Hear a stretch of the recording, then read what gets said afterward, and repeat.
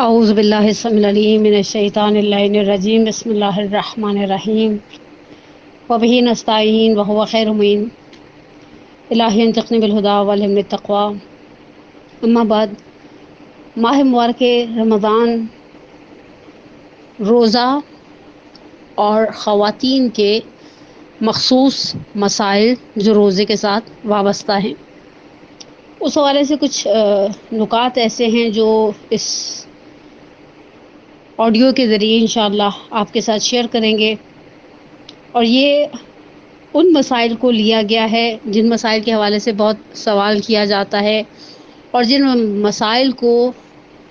شریعت کی اصطلاح میں مبتلا بہ مسائل کہا جاتا ہے، جو پیش آنے والے مسائل ہیں۔ اور یعنی اس آڈیو کو ریکارڈ کرنے کا ایک اہم مقصد بھی یہی مد نظر تھا کہ ماہ مبارک رمضان میں خواتین کے مسائل کا ایک سمری سی خلاصہ سا بنا کر شیئر کر دیا جائے، تاکہ وہ مسائل جو پریکٹیکلی زیادہ پیش آتے ہیں انہیں ان کا جواب، ان کا فقہی سلوشن بیان کر دیا جائے، تاکہ مومنات کو کچھ سہولت ہو جائے۔ خواتین کے مخصوص مسائل میں دمائے ثلاثہ ٹاپ آف دا لسٹ ہیں: حیض، نفاس اور استحاضہ۔ اور چونکہ ان تینوں خونوں میں آنے والا سب سے زیادہ پیش آنے والے مسائل جو ہیں وہ حیض کے ساتھ وابستہ ہیں،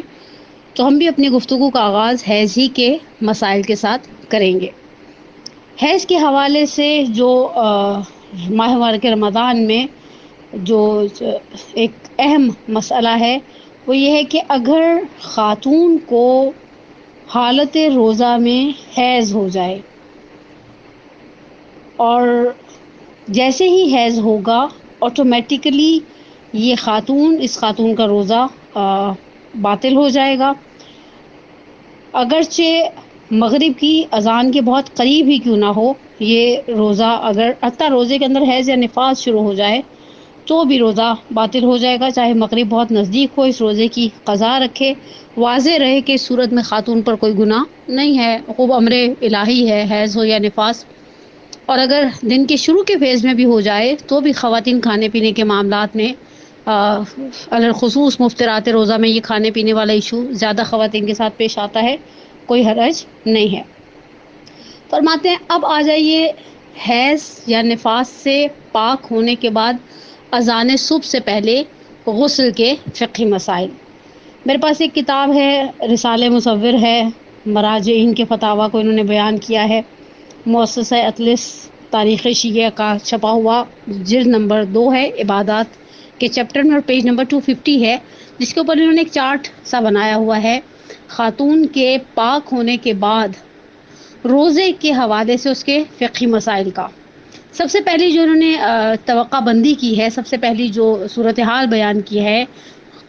وہ اس خاتون کی بیان کی ہے جو اذان صبح سے پہلے پاک ہو گئی، اور اس کے انہوں نے 4 کیٹیگریز بنائی ہیں، جنہیں میں ایک کے بعد دوسری اور دوسری کے بعد تیسری اور تیسری کے بعد چوتھی انشاءاللہ بیان کروں گی۔ فرماتے ہیں سب سے پہلی، اگر کوئی خاتون صبح کی نماز سے پہلے، اذان سے پہلے پاک ہو جاتی ہے اور عمدن صبح کی اذان تک غسل نہیں کرتی، یا اگر اس کا وظیفہ ہی شرعی ذمہ داری ہی اس کی تیمم تھی اور تیمم نہیں کرتی، تو اس کا روزہ باطل ہے۔ یعنی اگر فرض کریں خدا نخواستہ کسی خاتون کے ساتھ کوئی عذر شرعی ہے اور وہ غسل نہیں کر سکتی عام حالات میں بھی، اور تیمم بھی اس کی ذمہ داری بنتی ہے، یہ خاتون جانتے بوجھتے ہوئے اذان صبح تک نہ غسل کرے نہ ہی تیمم، پھر فقہا فرماتے ہیں اس کا روزہ باطل ہے۔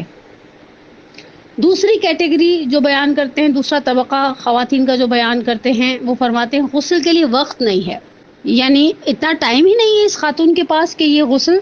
کر سکے۔ تو فرماتے ہیں اگر غسل کے لیے وقت نہیں ہے تو انہوں نے اس کے 2 الگ الگ طبقے بنائے ہیں۔ پہلا طبقہ، اس کا روزہ واجب معین ہے، جیسے ماہ مبارک رمضان آج کل جو چل رہا ہے، تیمم کرے روزہ شروع ہو جائے گا، روزہ صحیح ہے، البتہ اس تیمم کے ساتھ وہ فجر کی اذان نماز نہیں پڑھ سکتی۔ 2 فرماتے ہیں کہ اس کا مستحب روزہ ہے یا واجب غیر معین ہے، پھر یہ تیمم کے ساتھ روزہ نہیں رکھ سکتی۔ اگر آج کل کسی خاتون کے ساتھ ایسی صورتحال پیش آ جائے کہ وہ اذان صبح سے اتنا لاسٹ مومنٹس پہ پاک ہوں کہ اب ان کے پاس غسل کا وقت نہیں ہے کہ یہ جائیں اور اپنے غسل حیض کو انجام دیں یا غسل نفاس کو انجام دیں، تو پھر اس مومنہ کی ذمہ داری ہے کہ یہ تیمم کرے، روزے میں داخل ہو جائے اور پھر نماز صبح کے لیے غسل کو انجام دے۔ فرماتے ہیں 3، غسل کرنے میں کوتاہی کرے اور جب وقت تنگ ہو جائے تو تیمم بھی نہ کرے۔ اس صورت میں بھی فرماتے ہیں اس کا روزہ باطل ہے۔ اور چوتھی اور آخری صورتحال جو بنائی ہے انہوں نے فرض کے اوپر، وہ یہ ہے کہ غسل کرنے میں کوتاہی نہیں کی۔ انہوں نے جو مثال بنائی ہے رسالہ مصور والوں نے، وہ یہ ہے کہ مثلا حمام کی منتظر تھے۔ آپ کو پتہ ہے ابھی بھی بہت سارے دیہات میں، ایران، عراق وغیرہ میں گھروں کے اندر غسل خانے نہیں ہوتا۔ ہمارے اپنے پاکستان میں بھی بعض ایسے ایریاز ہیں جہاں گھروں کے اندر اس طرح سے اٹیچ باتھ رومز والا کانسیپٹ نہیں ہے۔ انہوں نے بھی مثال بنائی ہے مثلا استفادہ از حمام منتظر منج، اس کو یہ نہانا چاہ رہی تھی لیکن یہ انتظار کر رہی تھی کہ حمام کھل جائے۔ مثلا میں اگر آج کی کراچی کی آسان پریکٹیکل مثال دوں تو فرض کریں کہیں پانی نہیں آ رہا، اب یہ مومنہ منتظر ہے کہ پانی آئے گا تو غسل کروں گی، یعنی اس نے کوتاہی نہیں کی اپنی شرعی ذمہ داری کو پورا کرنے کے لیے، لیکن سرکمسٹانسز ایسے نہیں تھے کہ یہ بیچاری غسل کر سکتی۔ فرماتے ہیں تیمم کرے اور اس کا روزہ صحیح ہے۔ یہ پہلا طبقہ ہے، پہلا گروہ ہے۔ یہ اس خاتون کا، ان خواتین کا مسائل ہیں جو اذان صبح سے پہلے پاک ہو گئی ہیں۔ پھر فرماتے ہیں دوسری کیٹیگری اتنا نزدیک اذان صبح سے پاک ہوئی ہیں کہ اس کے پاس غسل اور تیمم دونوں کے لیے وقت نہیں ہے۔ پہلے ہم نے ایک ایسی مومنہ کی بات کی تھی جن کے پاس غسل کے لیے وقت نہیں تھا لیکن خوب تیمم کے لیے تھا۔ اب یہ دوسری کیٹیگری ہے جو اذان صبح سے اتنا نزدیک پاک ہوئی ہے کہ نہ غسل کا وقت ہے نہ تیمم کا وقت ہے، اس کا روزہ صحیح ہے اگر یہ روزہ ماہ مبارک رمضان کا روزہ ہے۔ میں روزہ یہ غیر معین قضا اور کفارہ اس باب کی طرف نہیں جانا چاہتی، میں اس آڈیو کو بہت کمپلیکیٹڈ نہیں بنانا چاہتی۔ اس وقت ہماری بحث، ہماری گفتگو ماہ مبارک رمضان کے روزوں کے حوالے سے چل رہی ہے۔ تیسری وہ کیٹیگری، اور یہ بڑی مزیدار مثال ہے، بلکہ انہوں نے ایک سوال کی صورت میں بنایا کہ اذان صبح کے بعد پتہ چلے کہ اذان سے پہلے پاک ہو چکی تھی، تو فرماتے ہیں کہ اگر اب تک روزے کو باطل کرنے والا کوئی کام نہیں کیا تو روزہ صحیح ہے، اور ورنہ اگر کوئی ایسا کام کر چکی ہے یہ مومنہ جس سے روزہ باطل ہو جاتا ہے تو اس روزہ باطل ہے اور بعد میں قضا بھی کی جائے گی۔ پھر فرماتے ہیں چوتھا طبقہ بنایا ہے حیض کے حوالے سے اور نفاس کے حوالے سے کہ اذان کے بعد یہ خاتون پاک ہو، اس کا روزہ صحیح نہیں ہے۔ اور یا پانچویں اور آخری جو طبقہ بنایا ہے کہ کوئی خاتون غسل حیض یا نفاس کا کرنا بھول جائے، اسے 1 یا 2-3 دن کے بعد یاد آئے کہ غسل تو میں نے کیا ہی نہیں تھا، اس دوران جو روزے اس نے رکھے ہیں وہ روزے صحیح ہیں۔ یہ بہرحال حیض کے حوالے سے تھا۔ میں پھر سے دہراؤں کہ حیض دن کے کسی بھی حصے میں آ جائے روزے کو باطل کرنے کا سبب بن جاتا ہے، اذان صبح کے 1 لمحے کے بعد آ جائے یا اذان مغرب سے 2 سیکنڈ پہلے آ جائے، بہرحال یہ روزے کے باطل ہونے کا سبب بن جاتا ہے۔ یہ حیض کے حوالے سے کچھ مختصر سے پریکٹیکل فقہی مسائل تھے۔ اب آ جائیں استحاضہ کی طرف۔ بہرحال حیض اور نفاس کے بعد تیسرا جو ایک اہم اور حساس مسئلہ ہے خواتین کے حوالے سے، وہ استحاضہ کا مسئلہ ہے۔ سب سے پہلے میں آیت اللہ العظمیٰ سید آغا سیستانی دامت اللہ علی کے نظریے کو بیان کروں، اور پھر مرحوم خوئی علی اللہ مقامہ اور مرحوم خمینی علیہ الرحمہ علی اللہ مقامہ کی نظر کو آپ کے ساتھ شیئر کرتی ہوں، کیونکہ آغا سیستانی کا مسئلہ بڑا ہی آسان اور بڑا ہی ہلکا پھلکا سا مسئلہ ہے۔ عورت مستحاضہ کثیرہ ہو، متوسطہ ہو، قلیلہ ہو، آغا سیستانی نے ایک جملہ آرام سے سائڈ پر کر دیا، کہا کہ انہوں نے جو بنا بر مشہور کی عبارت کو استعمال کیا توضیح المسائل میں استحاضہ کے باب میں، لیکن وہ بنا بر مشہور والی عبارت ہے۔ خود آغا کا نظریہ یہ ہے کہ استحاضہ کا روزے کے ساتھ کوئی تعلق واسطہ نہیں ہے، جو اس کے لاز ہیں، جو اس کے قوانین ہیں، جو اس کے مسائل ہیں فقہی، وہ اس کی نماز اور دوسری عبادتوں کے ساتھ وابستہ ہیں، لیکن روزے کے ساتھ استحاضہ کا کوئی رابطہ نہیں ہے۔ یہ ایک بڑا آسان سا حلوے جیسا مسئلہ آیت اللہ سیستانی دامت اللہ علی کا۔ لیکن اب آ جائیے آیت اللہ خوئی مرحوم علی اللہ مقامہ اور امام خمینی علی اللہ مقامہ کے فتووں کی طرف۔ پہلا مسئلہ دیکھیں، قلیلہ میں تو کوئی غسل ہی نہیں ہے، اس کی تو کوئی بحث ہی نہیں ہے، تو غسل نہیں ہے تو پھر اس کلیلہ کا تو خیر آغا خوئی کی کلیلہ ہو، مقلدہ کلیلہ ہو یا امام خمینی علیہ الرحمہ کی، ان کے ساتھ روزے کا کوئی کنسرن نہیں ہے۔ اب آ جائیں متوسطہ اور کثیرہ کی طرف، جن کی عبادتوں کے لیے غسل کرنے کی شرط ہے۔ پہلی وہ کیٹیگری ہے جو مستحاضہ کثیرہ ہیں، ٹھیک ہے۔ آیت اللہ خوئی اور امام خمینی علیہ الرحمہ دونوں بزرگواروں کے نزدیک سابقہ رات کا غسل احتیاط واجب کی بنا پر اس روزے کے صحیح ہونے کے لیے ایک شرط ہے۔ احتیاط واجب کی بنا پر سابقہ رات کا، اب دیکھیں یہ کثیرہ ہے، اسے مغرب عشاء کے لیے غسل کر رہا ہے، چاہے وہ امام خمینی کی تقلید میں ہے، چاہے وہ خوئی مرحوم علی اللہ مقامہ کی تقلید میں ہے۔ اس مومنہ کو مغرب عشاء کے لیے جو غسل کرنا ہے، یہ مغرب عشاء کا غسل اگلے دن کے روزے کی صحت کے لیے مؤثر ہے احتیاط واجب کی بنا پر۔ اب آ جائیں، چونکہ یہ مستحاضہ کثیرہ ہے تو اس کو دن میں بھی غسل کرنے ہیں، فجر کے لیے الگ ہے، ظہرین اگر ملا کر پڑھے تو اس کے لیے الگ ہے، مغربین اگر ملا کر پڑھے تو اس کے لیے الگ ہے۔ تو فرماتے ہیں آغا خوئی اور آیت اللہ امام خمینی علیہ الرحمہ، ان دونوں بزرگواروں کا فتویٰ یہ ہے کہ دن کے غسل، یعنی اگر یہ مستحاضہ کثیرہ دن کے غسل انجام دے گی تو اس کا اس دن کا روزہ صحیح ہے۔ یہ آیت اللہ خوئی اور امام خمینی کا مستحاضہ کثیرہ کا مسئلہ تھا۔ اب آ جائیں تیسری اور آخری کیٹیگری۔ پہلی ہم نے کلیلہ کو تو بالکل ہی نکال دیا، وہ تو آیت اللہ سیستانی ٹائپ کا بن گیا مسئلہ، کیونکہ اس کے اندر غسل کی بحث نہیں ہے، ٹھیک ہے۔ پھر ہم نے مستحاضہ کثیرہ کا آیت اللہ خوئی اور امام خمینی علیہ الرحمہ کا مسئلہ بیان کیا۔ اب آ جائیں مستحاضہ متوسطہ جس کے ایک دن کا غسل ہے۔ آغا امام خمینی علیہ الرحمہ کا اس مستحاضہ متوسطہ کے دن کا غسل اسی طرح سے روزے کے صحیح ہونے کے لیے اثر انداز ہے جس طرح سے کثیرہ کا تھا، لیکن آیت اللہ خوئی علی اللہ مقامہ فرماتے ہیں